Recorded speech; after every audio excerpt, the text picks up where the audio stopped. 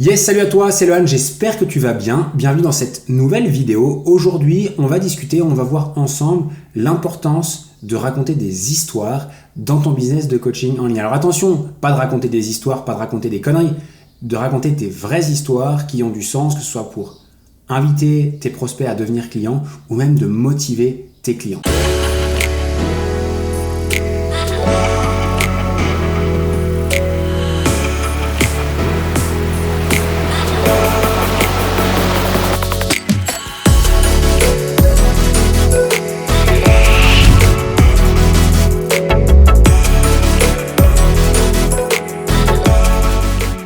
Si tu ne me connais pas encore, je m'appelle Lohan Boucher. Dans mon quotidien, j'accompagne des coachs sportifs et des professionnels du fitness à développer leur activité grâce à Internet et grâce à la puissance du coaching en ligne. Notre objectif chez Level Up est extrêmement simple, les aider à obtenir plus de clients, plus de revenus et surtout plus de liberté dans leur quotidien.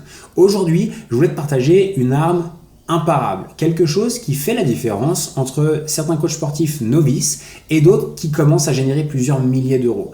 Tout simplement, en maîtrisant l'art de raconter des histoires. C'est également ce qu'on appelle le storytelling. Ce qu'il faut savoir, c'est que le storytelling, c'est un élément marketing qui existe depuis des centaines d'années et qui permet en fait à n'importe qui, en racontant des histoires, de pouvoir emmener des personnes qui ne les connaissent pas tout au long de cette histoire et les aider à les convaincre.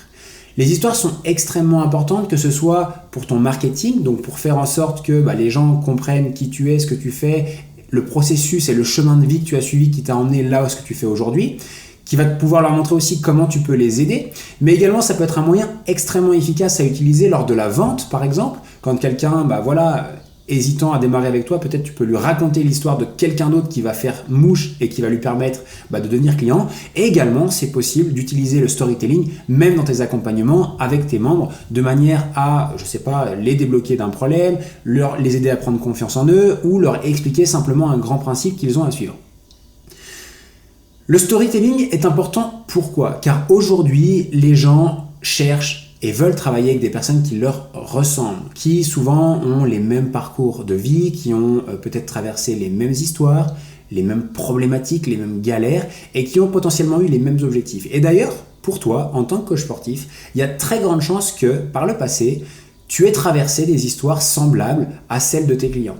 Que ce soit par rapport à des objectifs de transformation, des objectifs physiques, le fait de devoir relever des challenges, des périodes difficiles.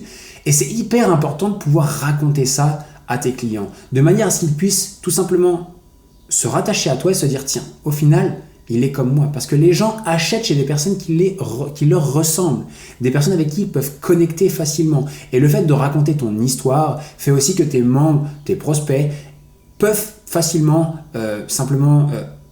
connecter avec toi, se retrouver en toi et s'identifier concrètement à toi.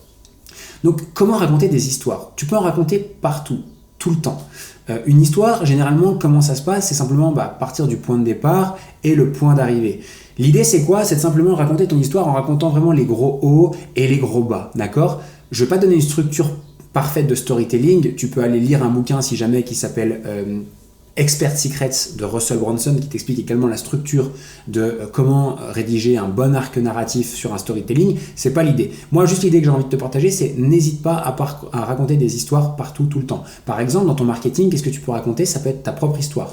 Ou éventuellement, si ton histoire ne peut pas se coller à l'histoire de tes prospects, peut-être raconter l'histoire d'un de tes clients qui ressemble à celle de tes prospects. Et simplement expliquer, comment était cette personne-là, quelles sont les galères qu'elle a rencontrées tout au long de sa vie, d'accord ? Quelles étaient les solutions qu'elle a trouvées précédemment qui n'ont pas fonctionné, les nouvelles galères qui lui sont arrivées, quand enfin elle a trouvé la bonne solution, l'élément déclencheur, la chose qui a changé sa vie, et ensuite raconter qu'est-ce qui a changé pour elle, d'accord ? Et justement, cet arc narratif, ces différentes phases dans le storytelling de soit ton histoire, soit de celle des prospects, va faire écho avec les personnes qui te regardent, t'écoutent, et ils ont juste envie de travailler avec toi. Donc ça, c'est la première chose.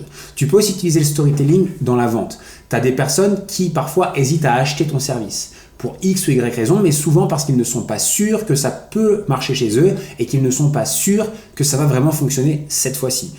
Beaucoup de gens ont déjà testé beaucoup de choses par le passé et ils manquent réellement de confiance en eux pour passer à l'action. De ce fait-là, Un storytelling qui marche très bien, c'est le fait de raconter l'histoire d'un de tes clients qui, pareil, galérait, avait essayé plein de choses par le passé, mais ça ne fonctionnait pas jusqu'au jour où il a démarré avec toi et voilà les résultats qu'il a obtenus.